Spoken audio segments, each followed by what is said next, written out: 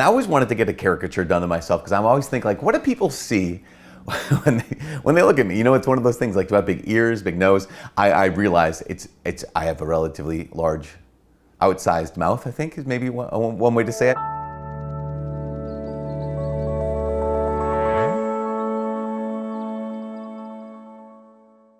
Hi, my name is Father Mike Schmitz, and this is Ascension Presents. You ever go to the fair, or we have like an amusement park here in Minnesota that people sometimes go to, and at these places they have people who draw caricatures. But here's the thing about the caricature: it's not meant to be a portrait, meaning it's not real life. It's not supposed to be a photograph. It is, you take one aspect of the person's features and you kind of accent it, right? And so you have the big ears, you have the big forehead, the big mouth, big whatever the thing is, or small ears, small mouth, whatever the thing is.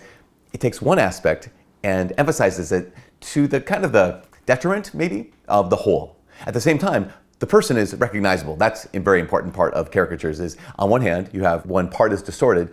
On the other hand, they have to be recognizable. And so someone had asked a while back, they said, what did Jesus look like?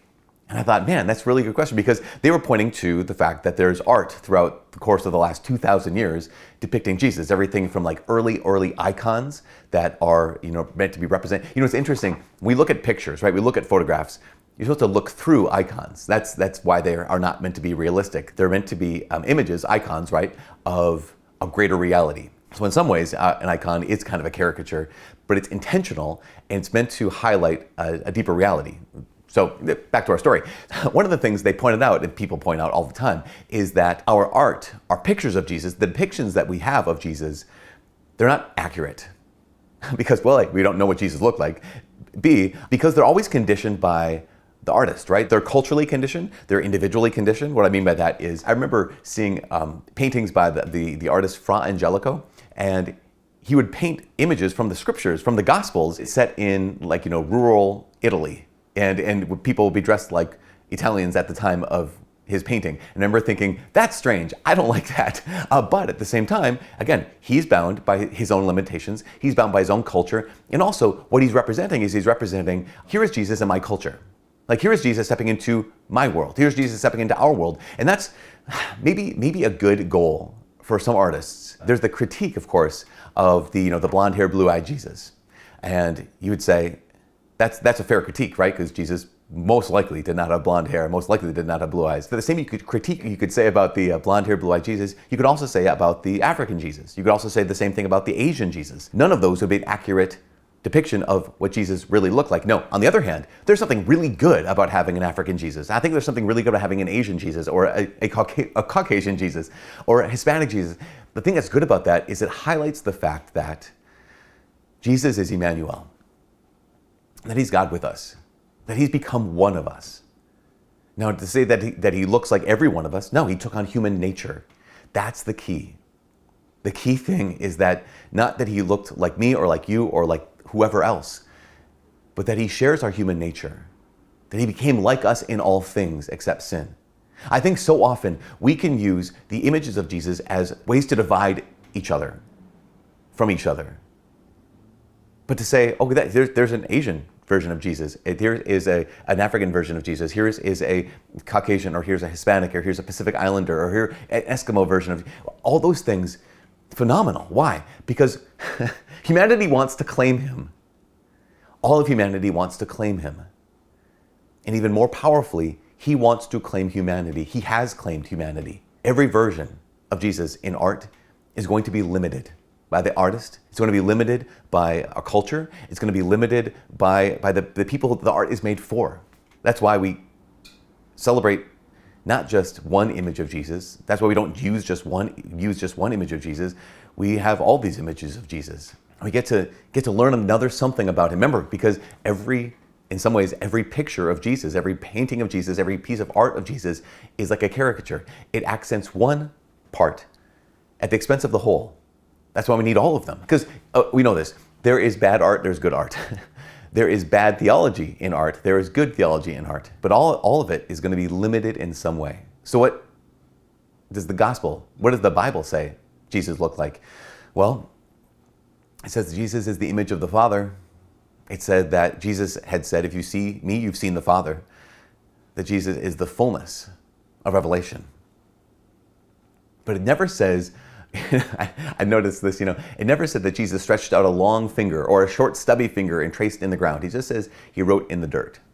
It doesn't say that Jesus, looking at the woman caught in adultery with his piercing dark eyes and his olive-complected skin, it doesn't say that. What does the gospel highlight? If it highlights two things, it highlights his words and his deeds. That's it. That's what the gospel highlights. It doesn't highlight what he looked like. It doesn't highlight how he appeared. It highlights his words and his deeds, because his words and his deeds reveal his nature, reveals his identity, reveals his character. And in some ways, we can take a huge lesson from that. What does a person look like? Well, that matters to some degree, but how does a person speak? How do they act? What do they say and what do they do? That reveals the identity of the person far more than what do they look like. And I think that the same thing is true for Jesus. The Gospels are all about what Jesus said, what Jesus did. And in looking at that, we see who he is. We see what he is. He is God and man. He's one of us. If anything, the Bible says that he was common looking. He's plain looking. Isaiah in the 50s, Isaiah says, 50 chapters, not the 1950s or anything like that. Isaiah says that there was no stately bearing among him that would cause us to look at him. That he was as one from whom men hide their faces.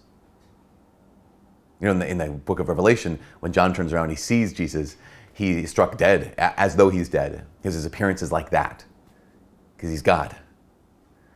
So what does Jesus look like? If anything, we know that actually speaking, he was Semitic, right? So he's from the Middle East. People in the Middle East have various complected skin and various shaded eyes, but most likely dark. Makes sense, because in the fullness of time, he came to a certain place in a certain time in a certain body, not to separate himself from us, but to be one of us, sharing our human nature. So what does Jesus look like? Well, if the Shroud of Turin is any accuracy, we could probably say that it looks like that. About 5'9" or so, way under 200 pounds, beard of some sort, maybe longer hair. But what did Jesus look like? I think we can say two things. One is, we see him when we see the poor.